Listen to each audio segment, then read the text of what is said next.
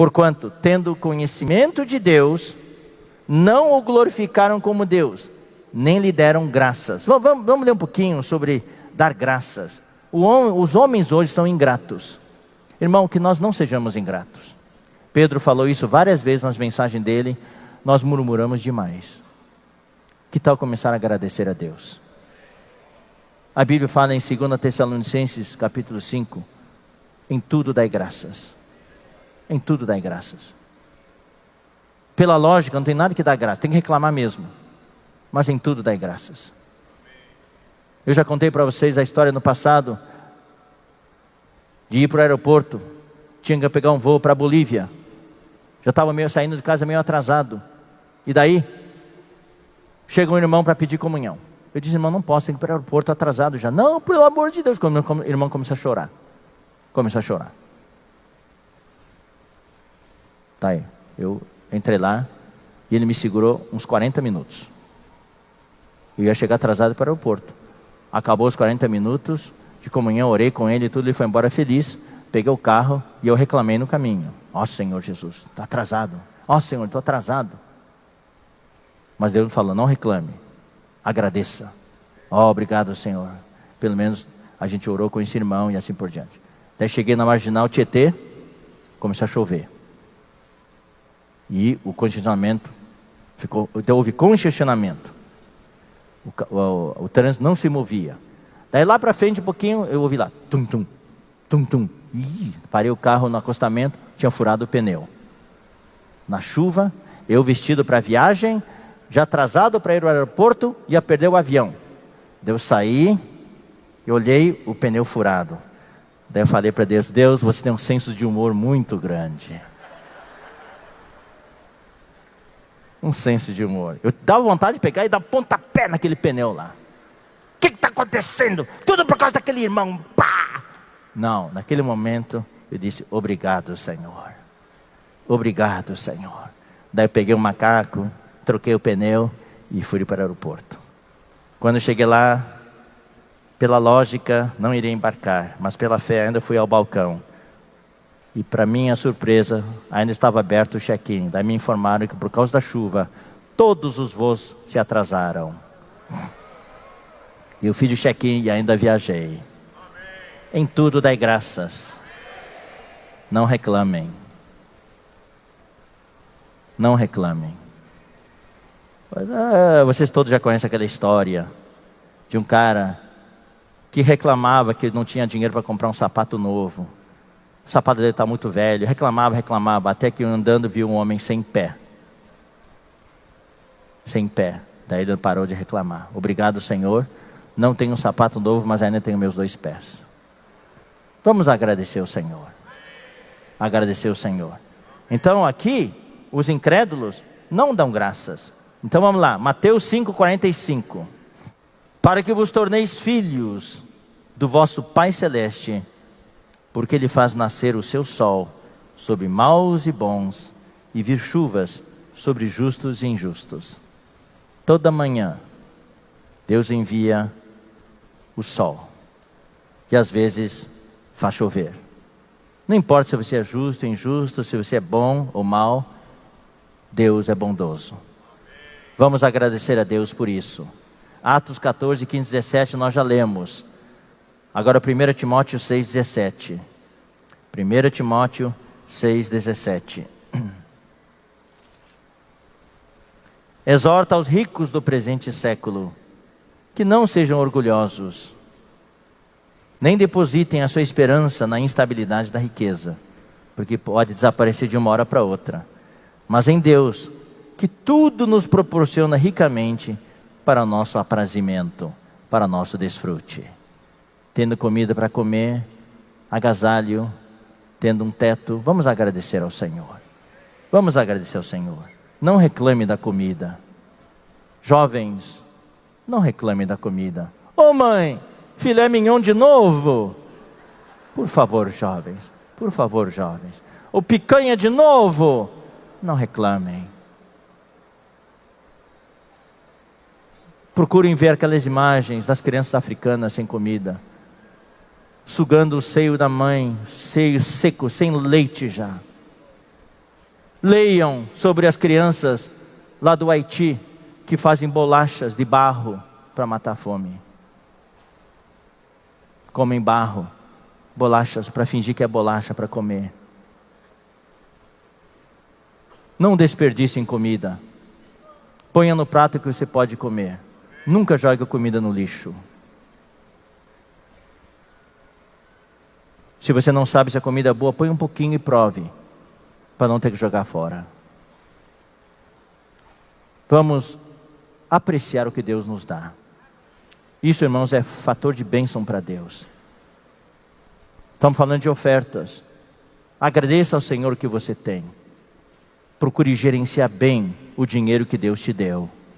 Se você for encontrado um bom gerente, Deus vai te dar mais. Mas se você desperdiçar o seu dinheiro, Deus só vai te dar o pão. Deus não vai te dar semente mais. Mas se Deus te der semente e você semear, Deus vai te dar mais semente para você semear mais. Sejam espertos. Deus está testando a gente. Se Deus der semente para você semear e você come a semente, Deus te dá uma bênção especial naquele mês. Você ganhou 3 mil reais a mais do que normalmente. Você tem que ficar esperto.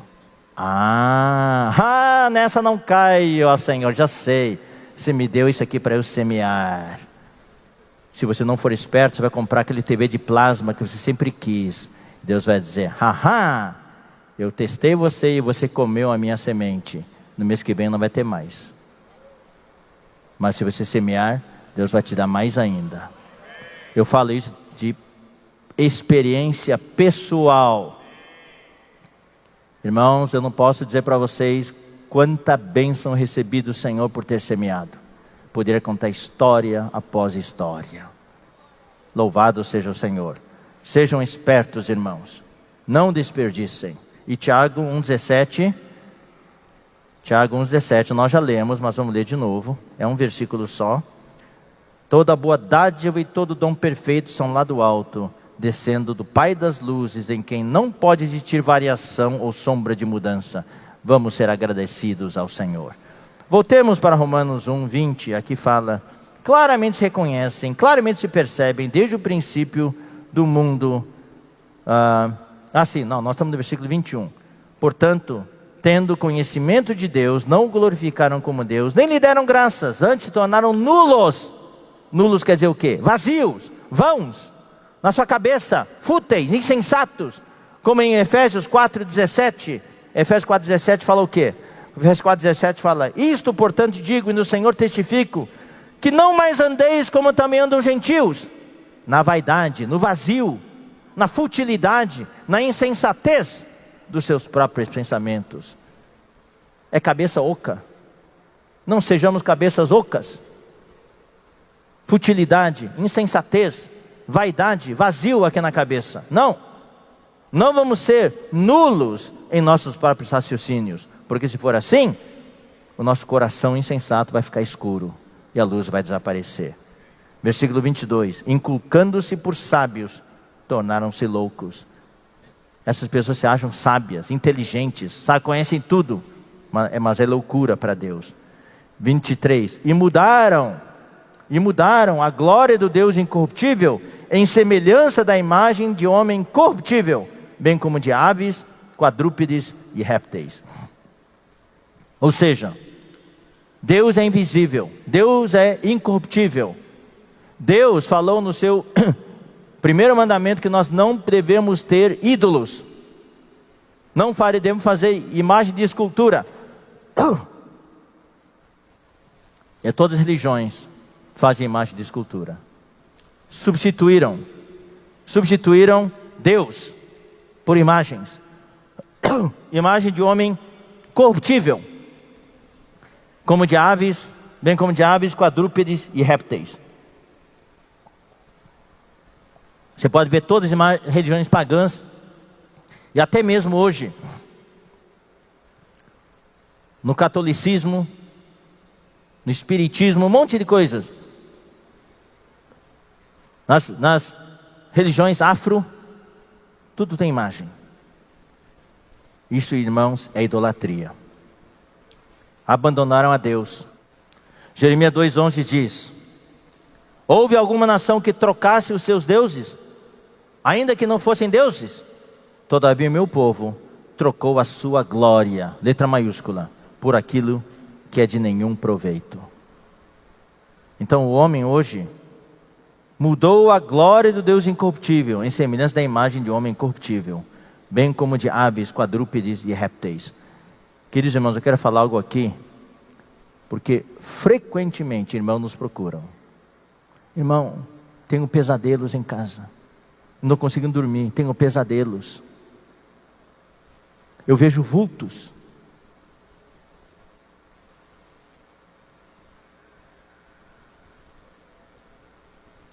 O meu filho não consegue dormir, dá pontapé, bate a cabeça na parede de noite e grita e chora.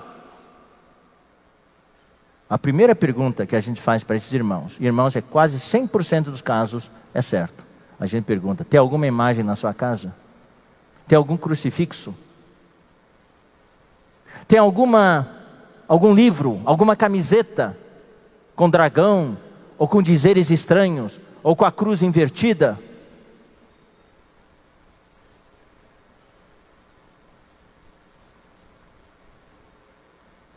Daí as pessoas respondem, procuram, a maioria das vezes tem. Eu comprei uma camiseta. Uma vez, alguns cooperadores foram na casa de um irmão, dormir lá, tudo, dar conferência. Daí, de noite, no quarto ao lado, o filho do irmão, do casal, dava pontapés e gritava de noite. Daí de manhã, os pais pediram desculpa. Falei, ele faz isso frequentemente. Daí os irmãos falaram, tem coisa no quarto dele. Eu estou falando isso por causa da idolatria, irmãos. Eu vou dar a dica daqui a pouco. Foram lá procurar, não encontraram nada. Não tinha imagem, não tinha nada. Daí sentaram na cama dele e tudo. Daí o irmão teve assim, um sentimento de levantar o travesseiro. Quando levantou, viu que o lençol todo estava escrito, estava do lado ali do lençol, tudo com a imagem de São Jorge e o dragão. Aí mostrou para a mãe falou, pelo amor de Deus, eu fui na feira, comprei o lençol, nem vi que tinha isso aí. Jogaram o lençol fora, a capa do travesseiro fora, e acabaram os pesadelos. Outro filho, também, outro lugar, também mesma coisa. Daí quando foram no quarto, daí ficou evidente, tinha um pôster enorme, de um roqueiro, heavy metal. Com aqueles olhos diabólicos, escuros, tudo, com aquela roupa negra.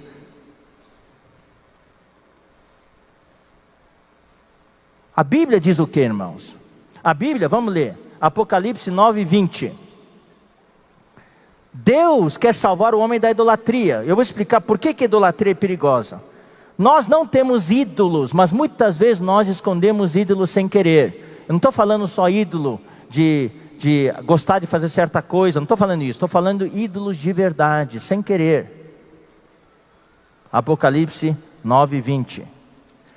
E é isso que o inimigo quer fazer, infiltrar essas coisas em nossas casas, através de ideologias, através de filmes, através de livros, através de objetos que a gente inconscientemente, por não termos consciência disso, não termos a sensibilidade disso, e muitas vezes através dos nossos filhos e jovens, que nunca os ensinamos sobre isso, eles introduzem essas coisas na nossa casa, e abrem as portas para os demônios. 9:20.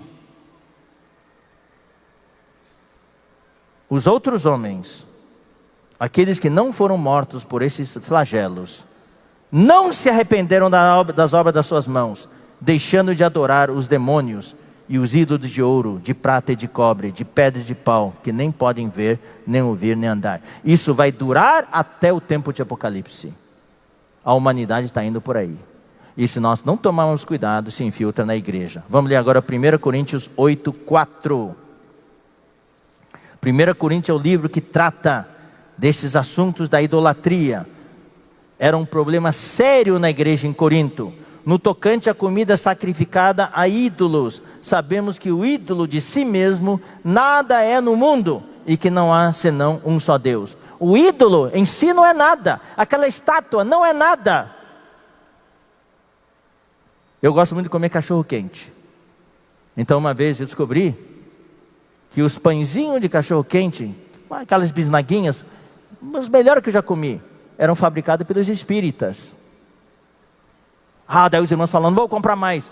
Irmão, se for assim, você não vai comprar mais nada. Você vai morrer de fome. O ídolo em si não é nada. O fato de um espírita fabricar isso não quer dizer nada. Tudo é santificado pela oração. O que influencia é o seu coração. Então vamos ler agora 1 Coríntios capítulo 10, versículo 19. Que digo, pois, que o sacrificado ao ídolo é alguma coisa? Aquela comida que é sacrificada ao ídolo é alguma coisa? Não, não é nada não. Ou que o próprio ídolo tem alguma coisa? Tem algum valor? Não tem valor nenhum. Quando morava em Sumaré, eu tinha um programa de rádio, uma vez por semana, a gente ia lá. Irmãos, do lado ali, tinha a imagem, em cima, Maria, tudo. A gente continua liberando a palavra de Deus sem problema nenhum, porque aquilo não é nada para nós. Nós temos o Espírito. É quando as pessoas começam a ter uma veneração, uma admiração por aquilo, que é aí que entra a influência dos demônios. Olha só, versículo 20. Antes digo que as coisas que eles sacrificam, é a demônios que a sacrificam e não a Deus. E eu não quero que vos torneis associados aos demônios. Aqui, irmãos, Paulo nos abre uma janela para ilustrar algo. O demônio em si não é nada. Mas quando alguém sacrifica para o ídolo não é nada. Aquele ídolo, aquela estátua não é nada. Mas quando alguém sacrifica para aquela estátua, aquele ídolo, está sacrificando para o demônio que está atrás daquele ídolo. Então isso que eu quero dizer para vocês. Atrás de cada ídolo tem um demônio. Quando acende velas, tem um demônio atrás. Quando as pessoas vão lá fazer o sinal da cruz diante de uma imagem, tem um demônio atrás. Tem a influência dos demônios. E os demônios também curam. Também curam. Não é Deus que cura. É para enganar as pessoas.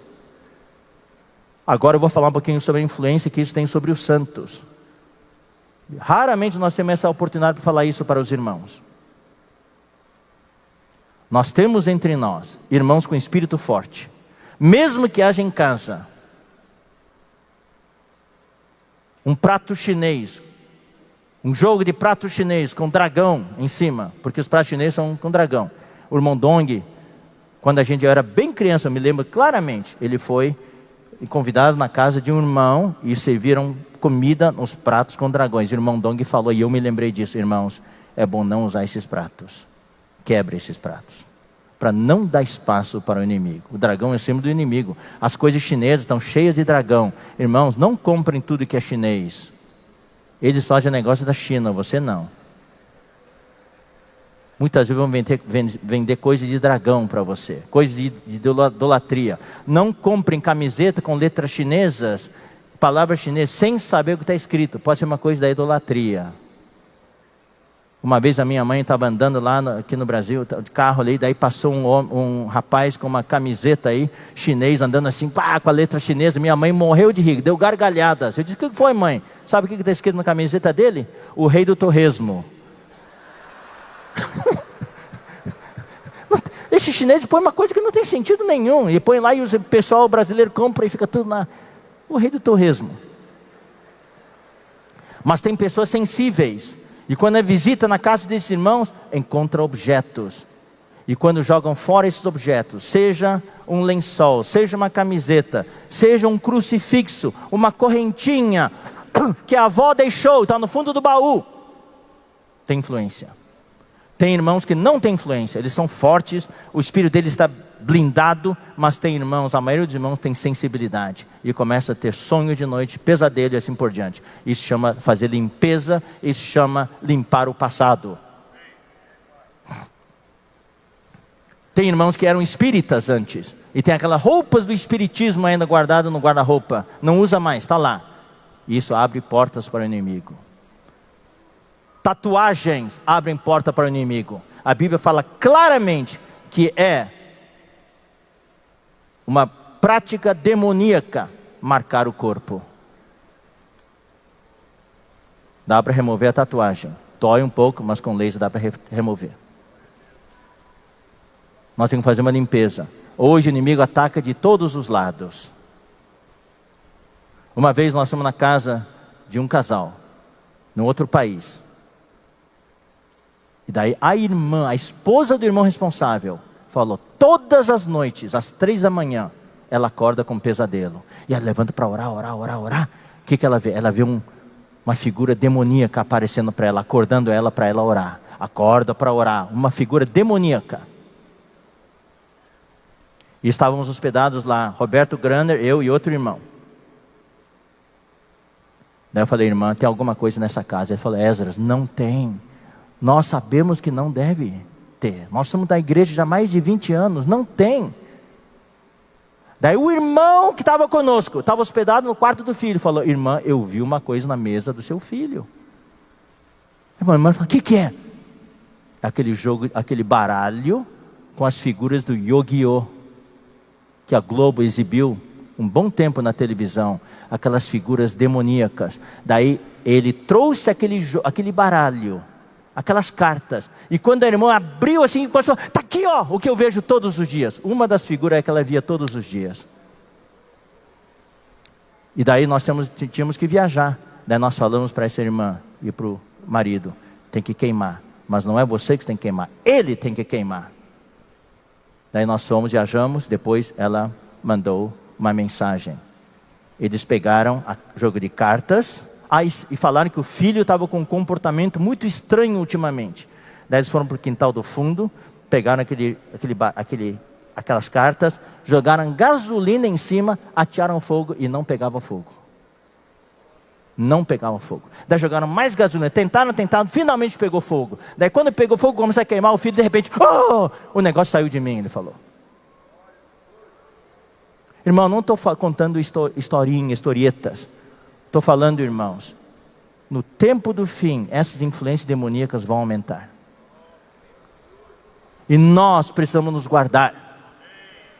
Nós temos que limpar as nossas casas, para não dar, especialmente vigiar pelos nossos jovens, adolescentes, que trazem coisas para casa sem nós sabermos.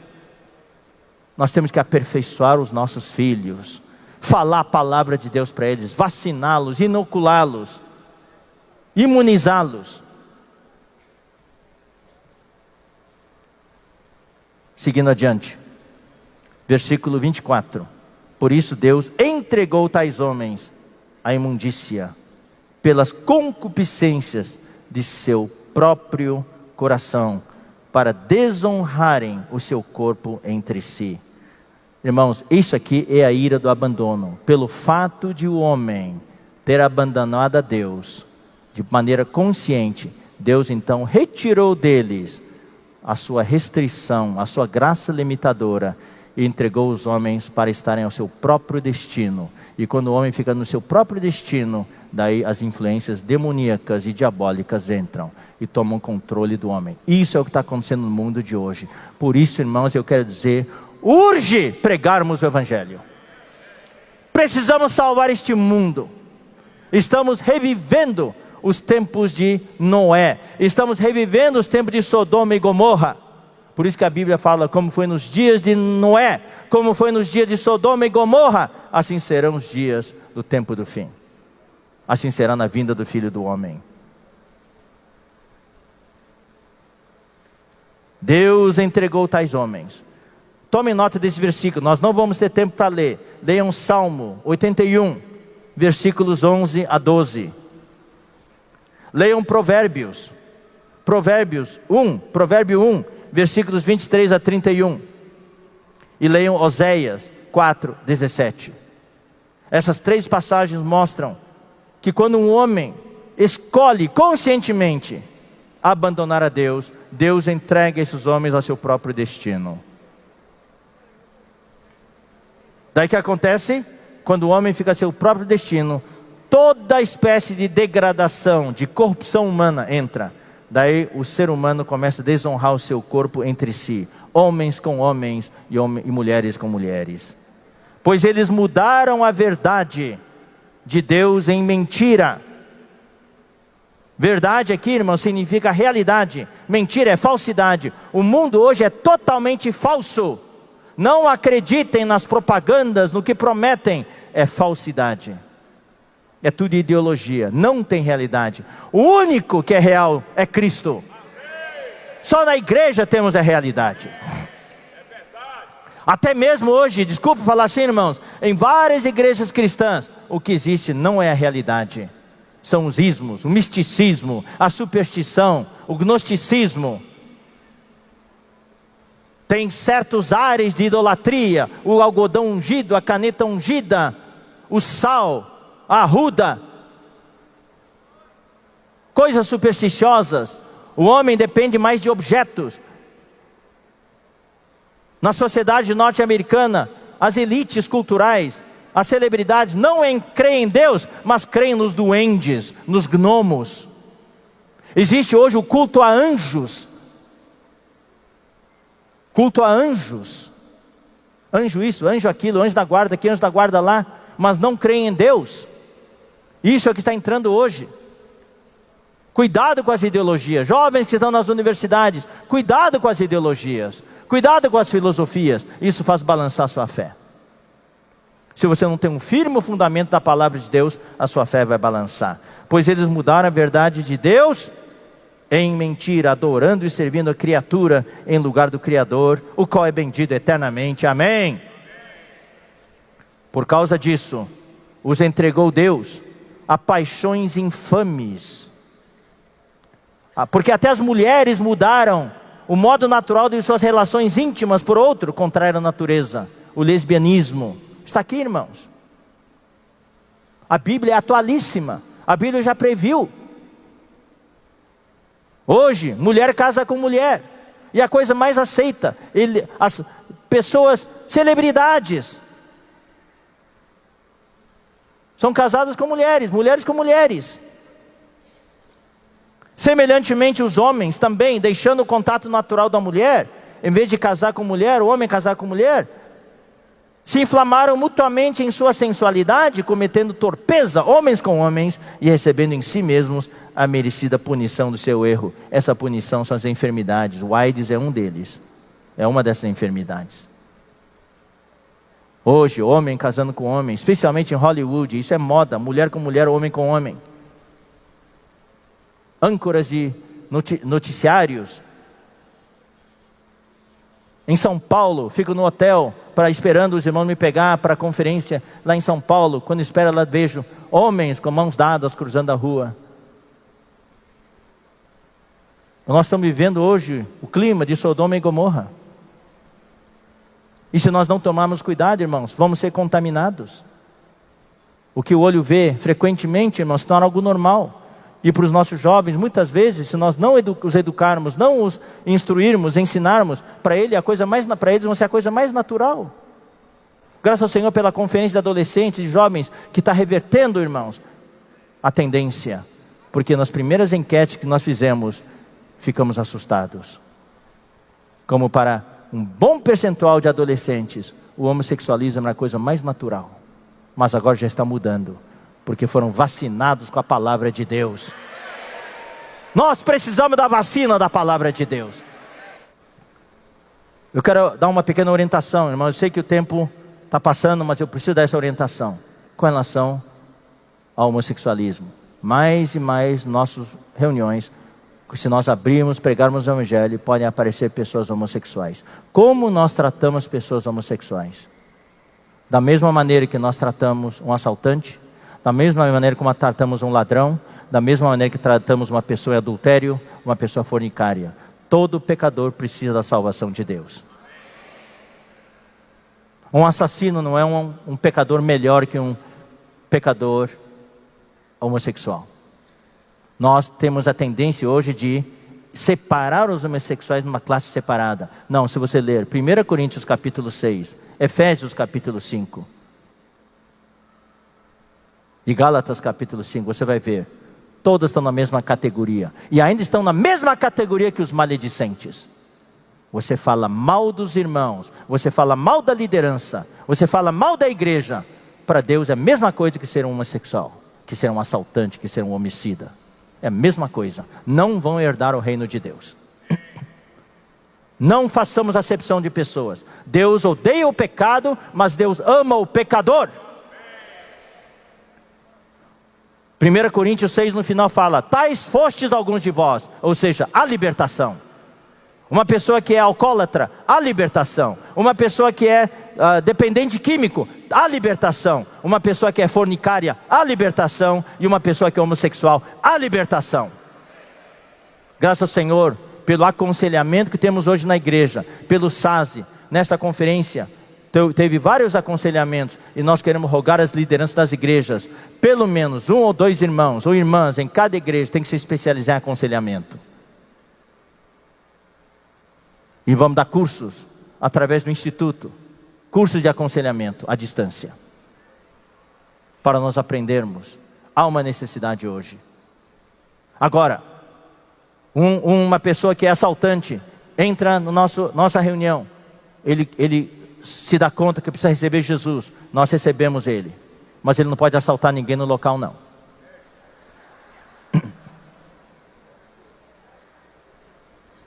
Uma pessoa que é ladrão, ele sente que ele é cleptomaníaco, ele precisa de libertação, ele vem para a reunião, mas não deve roubar ninguém. Uma pessoa que é homossexual, ele tem direito de ouvir o evangelho, mas quando ele entrar no local, pode até vir o par, sentado junto, mas tem que se comportar na reunião. Não pode dar sinais nenhum de que eles são um casal homossexual. Tem que estar lá para ouvir a palavra de Deus. Essa ordem nós precisamos ter na igreja, nas reuniões, mas nós temos que amar aquelas pessoas. Os filhos dos irmãos, mesmo os irmãos adultos, que decidiram contar para os irmãos, sair do armário, contar para os irmãos, que tem essa fraqueza, que tem esse conflito de identidade sexual. Nós temos que ajudar esses irmãos, recebê-los, acolhê-los, não condená-los. Assim como nós ajudamos o irmão que caiu em adultério e se arrepende, assim como nós ajudamos o irmão que defraudou outro irmão e se arrependeu, nós temos que ajudar todos os irmãos na igreja que se arrependem e querem ajuda. Nós não podemos excluir ninguém. Só Deus pode fazer isso. Eu espero que tenha sido claro. O tempo é pouco. Os princípios que nós devemos ter na igreja, de acolhimento, de ajuda às pessoas. Mas se a pessoa vem e abertamente deixa sinais, os dois, casal homossexual, seja homem ou mulher, fica lá fazendo gestos, intimidades, publicamente, aí nós não aceitamos, nós pedimos para retirar do local. Os irmãos entenderam? Mas se eles se comportarem para ouvir a palavra de Deus, para receberem libertação, são bem-vindos. Nós tratamos todas as classes de pecadores de maneira igual, sem distinção. Damos a oportunidade para todo mundo receber o evangelho, para receber o poder de Deus, para serem salvos, para serem libertos. Versículo 28.